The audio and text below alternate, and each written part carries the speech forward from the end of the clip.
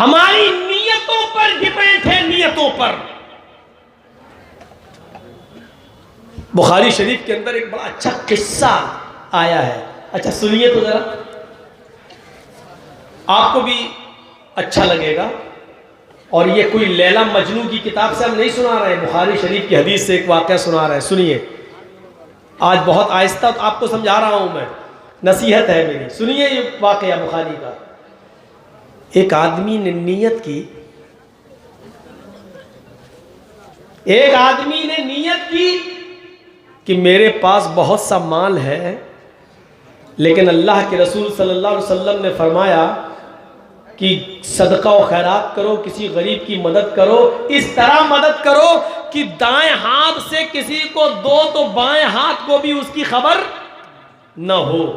तो ऐसा करता हूं, रात के अंधेरे में मैं निकलूंगा और किसी गरीब आदमी की मदद मैं करूंगा, जो भी जरूरतमंद मुझे रास्ते में मिलेगा मैं उसकी मदद करूंगा। नियत कैसी थी? मैं कुछ आपसे पूछता भी जाऊंगा, देखता हूं कि सुन रहे हैं कि सो रहे हैं। अच्छा ये बताइए कि इस आदमी ने ये सोचा रात के अंधेरे में मैं निकलूंगा और किसी गरीब आदमी की मदद करूंगा, किसी को पता ही नहीं चलेगा कि मैंने किसी गरीब की मदद की है। नियत कैसी थी? अच्छी। इशा की नमाज के बाद लेट गया, सो गया, आधी रात के बाद उठा।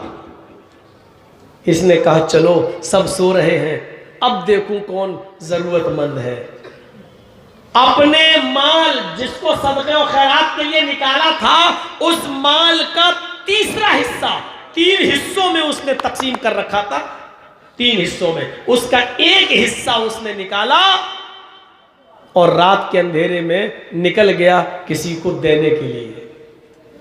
जैसे ही वो रात में निकला तो क्या देखा, उसके घर से निकलने के बाद 1-2 किलोमीटर की दूरी पर, 1-2 मील की दूरी पर इसने एक आदमी को देखा कि वो बैठा हुआ है सड़क के किनारे। ये आदमी समझा कि यही जरूरतमंद है। ये उसके करीब गया और इसने उस आदमी का नाम हम कुछ नहीं पूछा। उसने पूछा रात के अंधेरे में कोई जरूरतमंद ही निकल सकता है, लगता है तुम कोई मजबूर आदमी हो, अगर रास्ता भूल गए हो तो मैं तुम्हें रास्ता बता दूं, और अगर तुम्हें किसी मजबूरी ने घर से निकाला है तो मुझे बताओ, मेरे पास सदके का कुछ माल है, मैं गरीब आदमी की मदद करना चाहता हूं। वो आदमी फौरन बोला मुझे किसी मजबूरी ही ने घर से बाहर निकाला है और मैं जरूरी नहीं समझता कि मैं अपने घर की मजबूरी तुम्हें बताऊं। सदका देने वाला कहने लगा मैं भी जरूरी नहीं समझता कि तुम्हारे घर की मजबूरी को मैं जानूं। तुमने कह दिया मजबूर हूं, मैं सदके का माल तुम्हें दे रहा हूं, ये ले लो। दे दिया उसको, अपने घर चला आया, वुजू बनाया और तहज्जुद की नमाज पढ़ने लगा। तहज्जुद की नमाज पढ़कर बड़ा खुश था, अल्लाह आज मैंने किसी गरीब की, किसी जरूरतमंद की जरूरत को पूरा कर दिया है, और तेरे नबी ने फरमाया दाएं हाथ से दो, बाएं हाथ को भी खबर ना हो। मैंने दाएं हाथ से दिया और बाएं हाथ को भी खबर नहीं हुई। सो गया। थोड़ी देर के बाद फजर की अजान हो गई, उठा और मस्जिद में नमाज पढ़ने गया। नमाज पढ़ के घर आया, कुरान की तिलावत करने लगा। कुरान की तिलावत के बाद थोड़ा सा बाजार की तरफ, घर से बाहर की तरफ निकला, चहलकदमी कर लूं। उस जमाने में लोग फजर की नमाज के बाद सोया नहीं करते थे, और अच्छा भी नहीं है फजर की नमाज के बाद सोना। मेरे भाइयों, यह आदमी फजर की नमाज पढ़ने के बाद कुरान की तिलावत किया, और तिलावत करने के बाद जब सूरज निकल गया तो चहलकदमी के लिए थोड़ा सा बाहर निकला। जैसे हम लोगों में सुबह सुबह लोग बाहर निकलते हैं, चाय की होटलों पे लोग चाय पीते हैं, उस जमाने में भी लोग चहलकदमियां करने के लिए निकला करते थे। ये बाजार में पहुंचता है तो क्या सुनता है, लोगों में शोर हो रहा है, कुछ लोगों में ये चर्चा हो रहा है। मैं उनके पास बैठ गया, मैंने पूछा किस बात का चर्चा हो रहा है, तुम लोग कौन सी बात पर गुफ्तगू कर रहे हो। सारे लोग मुझसे कहने लगे इस आदमी से, तुम्हें नहीं मालूम? कहा नहीं। अरे पता नहीं रात में कोई अल्लाह का नेक बंदा, पता नहीं रात में कोई अल्लाह का नेक बंदा अपने घर से आधी रात के बाद निकला, उसके पास सदके का माल था और वो किसी गरीब की मदद करना चाहता था, लेकिन वो बेचारा धोखा खा गया। इसी से कह रहे हैं, ये कहता है धोखा खा गया। हाँ, वो किसी गरीब की मदद करना चाहता था, लेकिन वो जिसके हाथ में अपना सदका दे गया वो तो बहुत बड़ा अमीर आदमी है, उसको तो सदके की जरूरत ही नहीं थी। वो आदमी धोखा खा गया और गरीब के बजाय किसी अमीर आदमी की मदद कर गया। अब ये कह भी नहीं सकता सबसे पहले तो मैं ही था, इसलिए कि मैंने तो अल्लाह के लिए किया, मैं क्यों जताऊं कि मैंने दिया। ये घर आया और घर आने के बाद रोने लगा और रोते हुए कहता है, अल्लाह तेरे नबी ने मजबूर और बेबस और बेसहारा लोगों के लिए सदके को जायज बताया है, अमीर लोगों को देने के का हुक्म नहीं दिया है, और मुझसे गलती हो गई कि मैं एक अमीर को दे दिया, गरीब का हक मारा गया और अमीर को मैं दे बैठा। लेकिन आए अल्लाह, तू मेरी गिरफ्त मत करना, तू मेरी पकड़ मत करना, क्योंकि तू अच्छी तरह जानता है कि मेरी नीयत अमीर आदमी को देने की नहीं थी, किसी गरीब को देने की थी। नीयत देखिए, पढ़ लीजिए चाहे कितनी नमाज है, और जुमे के दिन पूरे हफ्ते गायब रहो, जुमे के दिन पहुंच जाओ पहली सफ में।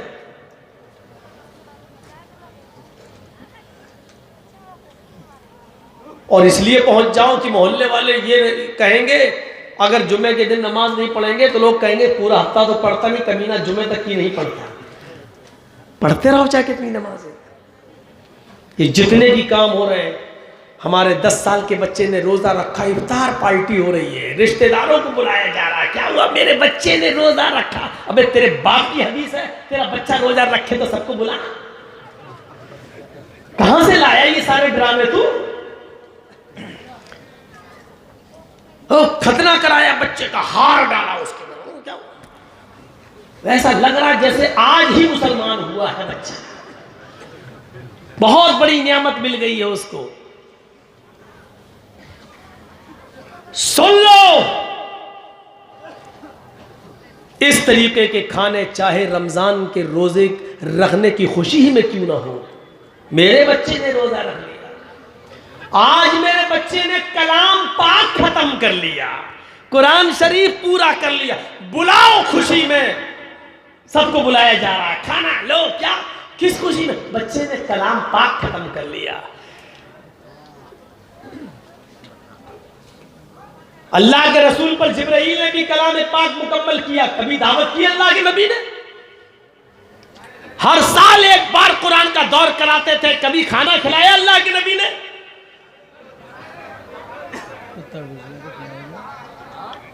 खामोशी के साथ भैया भगा दो, कोई आया हो तो। कोई रिश्वतखोर होगा, उसका जन्म हुआ होगा कुत्ते होते का। खामोशी से भगा दो, ये सब खाने सही नहीं है। हाजी साहब हज करके आए, सबको बुला लिया मोहल्ले में, क्या हुआ? खाना, किस खुशी में, क्या हुआ? हाजी साहब का दूसरा निकाह हुआ क्या? कहा नहीं। हक पागल, एक इस उम्र में दूसरा शादी करेंगे? नहीं। क्या हुआ? हज करके आए इसलिए खाना खिला रहे हैं। अबू बकर सिद्दीक ने हज किया, कोई खाना नहीं। हजरत उमर फारूक ने हज किया, कोई खाना नहीं। उस्मान गनी ने हज किया, कोई खाना नहीं। हजरत अली ने हज किया, कोई खाना नहीं। अल्लाह के नबी ने हज किया, कोई खाना नहीं। 1,44,000 सहाबा ने हज किया, कोई खाना नहीं। ये हमारा हाजी इतना मुबारक हो गया, हज करके आया, खाना खिलाएगा। शरीयत ने सिर्फ 2 खाने बताए हैं जायज, बस, और उसको सुन्नत करार दिया है। दो खाने, एक खाना जिसको हम वलीमा कहते हैं शादी के बाद, बीवी की रुखसती के बाद, और मियाँ और बीवी, हस्बैंड और वाइफ की तन्हाई में मुलाकात करने के बाद जो खाना खिलाया जाता है। एक बात याद रखिए, एक गलत जहन से तसव्वुर ये निकाल दीजिए कि लोग समझते हैं कि लड़की की रुखसती हो गई और विदा हो जाने के बाद शौहर और बीवी के दरमियान जो ताल्लुकात कायम होते हैं हम बिस्तरी के, जब तक वो ना हो जाए तब तक वलीमा नहीं। ये सही नहीं है ये सोच। दोनों लोगों को आपस में एक कमरे में बिठा दिया जाए और वो दोनों अलग सलग कर लें, दुआ सलाम कर लें, दोनों एक दूसरे से गुफ्तगू कर लें, ये मुलाकात, ये लिका हो गया है। इसके बाद आप कभी भी वलीमा कर सकते हो, ये वलीमा आपके लिए जायज़ है। उसके अंदर वो पहली रात है और ये वो सब हम बोलना भी नहीं चाहते हैं, उस तरफ जाना भी नहीं चाह रहे हैं हम। हमारी माँ बहनें भी मेरे सामने ही बैठी हुई हैं। तो मेरे भाइयों, वो ज़रूरी नहीं है वो चीज़, इतना याद रखिएगा। बस मुलाकात हो जाए, दोनों एक कमरे में आपस में बातचीत कर लें, गुफ्तगू शुनीद हो जाए, अलग सलग हो जाए, आपस में एक दूसरे को कुछ खिला पिला दें, ये मुलाकात हो गई। इसके बाद आप वलीमा कीजिए। और वलीमा कोई ज़रूरी नहीं कि एक ही दिन करें, आप दूसरे दिन भी करना चाहें तो दूसरे दिन भी खिलाएं, तीसरे दिन भी खिलाएं, हफ्ता भर खिलाएं, 10 दिन खिलाएं, 20 दिन खिलाएं, आपको कोई नहीं रोक रहा है। रोक रहा हूं तो सिर्फ इस बात से कि चोर और डाकू बनकर लड़की वालों के घर मत खाओ। बहुत बड़ा इस सूरमा है ना तू खिलाना। लड़की को लेके तू आया है, शादी तूने की है, तो अब तू खिला, दूसरे दिन भी खिलाना। खिलाने पिलाने का बड़ा शौक है, 20 दिन खिला, 25 दिन खिला, 1 महीना खिला, कोई रुकावट नहीं है। खिला जितना खिला सकता है, वलीमा कर, लेकिन धौंस लड़की वाले को मत देखो, इतने बाराती आएंगे, इनकी खिदमत करना पड़ेगी। और भीख मांगने की स्टाइल जानते हो कैसे? देखो, दहेज का सामान देने में हम हिंदी बोल रहे हैं, वरना उर्दू में जहेज कहते हैं।